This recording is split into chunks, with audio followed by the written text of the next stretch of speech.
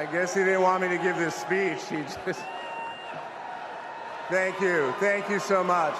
Hello. Thank you. Hello to my big, beautiful, blended family up there. I love you so much. Aren't you proud of Cole? Wow. And a special shout out to my mother. I see you.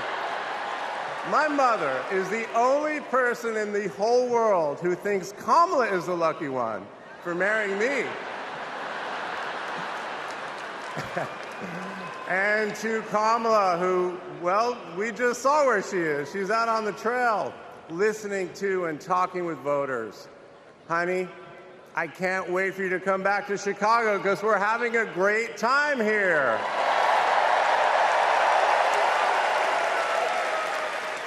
I love you so much. I'm so proud of how you're stepping up for all of us. But that's who she is. Wherever she's needed, however she's needed, Kamala rises to the occasion. And she did it for me and our family. And now that the country needs her, she's showing you what we already know. She's ready to lead. She brings both joy and toughness to this task, and she will be a great president we will all be proud of. Now, I'm the son of two Brooklynites, Mike and Barb. They've been together almost 70 years. My dad worked in the shoe business in Manhattan, and he moved our family out to New Jersey. Where's New Jersey? I see you out there. When I was a little kid. And in a lot of ways, I had a typical Jersey suburban childhood. I biked around the neighborhood. I took the bus to Hebrew school. And I rode to Little League practice in the way back of my coach's wood-paneled station wagon. And if we did well, we got to have a Slurpee after. In my neighborhood, everyone left their garage door open. Wherever you ended up at dinner time, that's the family that fed you. Everyone took care of everyone else. And the guys I grew up with are still my best friends. The group chat is active every day, and it's probably blowing up right now, guys. When my dad had to get a new job, we moved across the country to LA. Money was tight. Hey, California.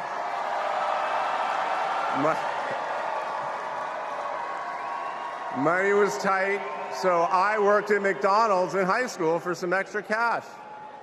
Not only was I Employee of the Month, but I still have the framed picture, which you just saw, and there was a ring, golden arches and all.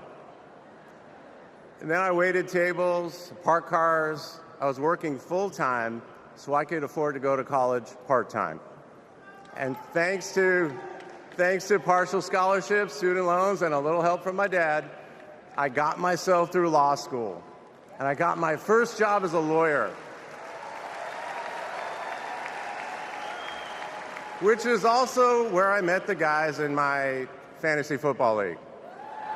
And a lot has changed in our lives since the early 90s, but my team name is still Nirvana. Yes, after the band. I worked hard, and I love being a lawyer. And by the way, I still get to be part of the profession by teaching students at Georgetown Law School. I got married, became a dad to Cole and Ella. Unfortunately, I went through a divorce, but eventually started worrying about how I would make it all work.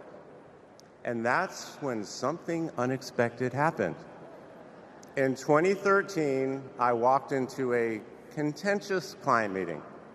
We worked through the issue, and by the end of the meeting, the now happy client offered to set me up on a blind date, which is how I ended up with Kamala Harris's phone number. Now, for generations, people have debated when to call the person you're being set up with.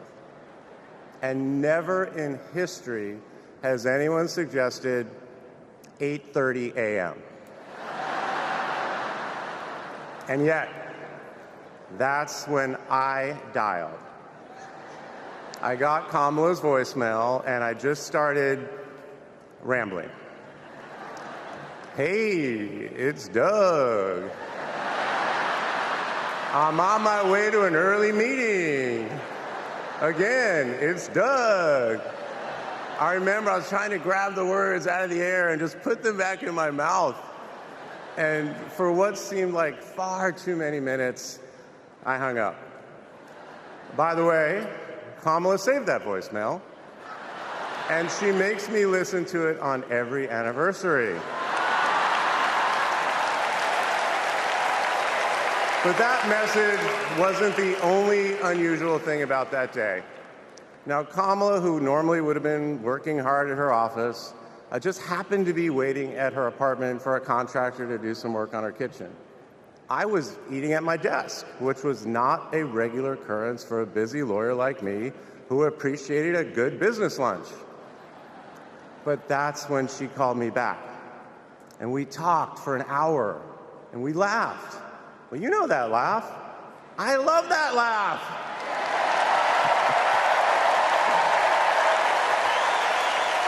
And maybe that counted as our first date.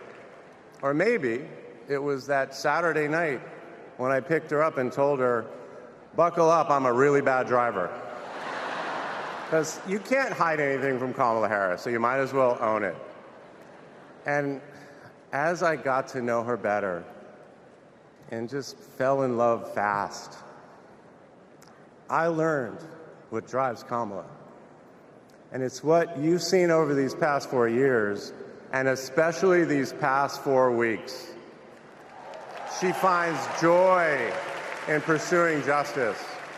She stands up to bullies just like my parents taught me to. And she likes to see people do well, but hates when they're treated unfairly. She believes this work requires a basic curiosity in just how people are doing. Her empathy is her strength.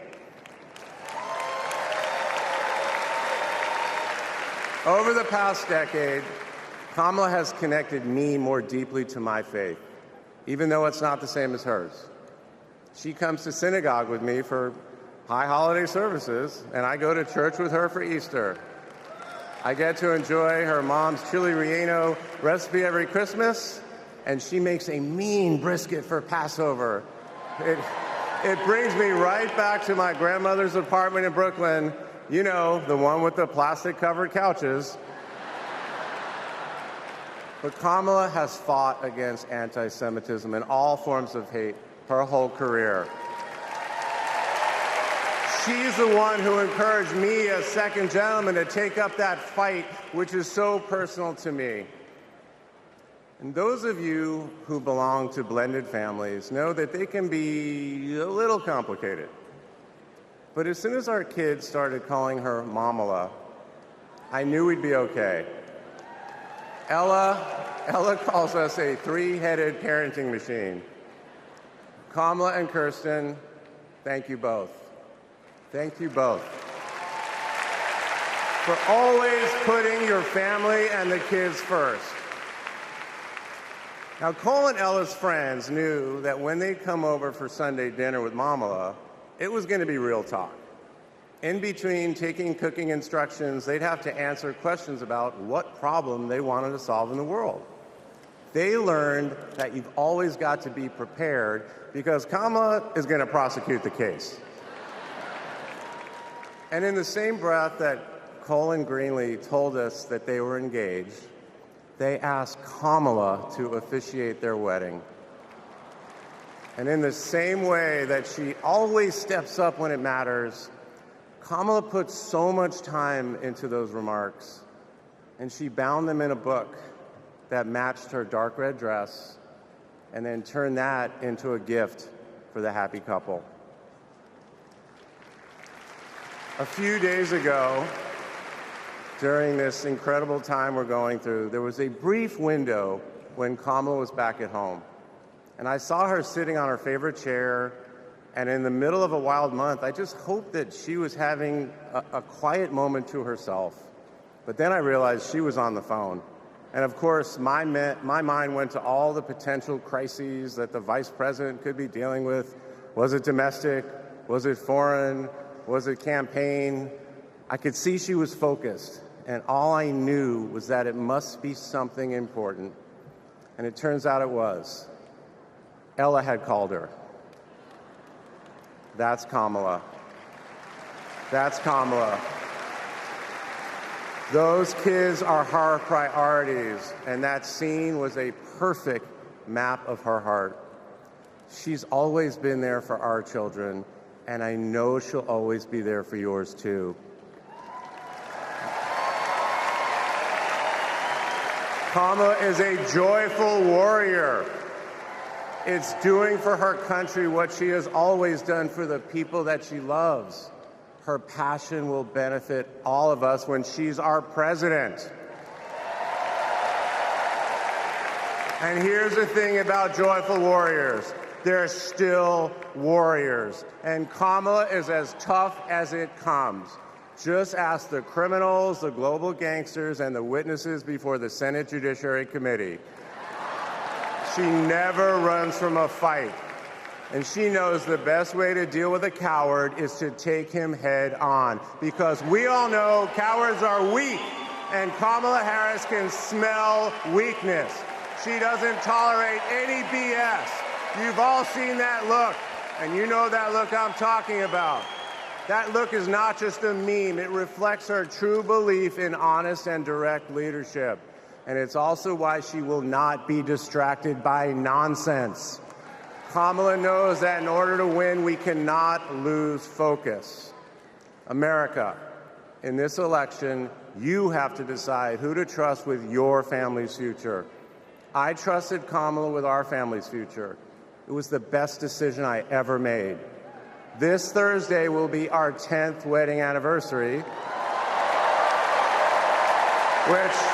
I know it means I'm about to hear that embarrassing voicemail again. However, that's not all I'll be hearing.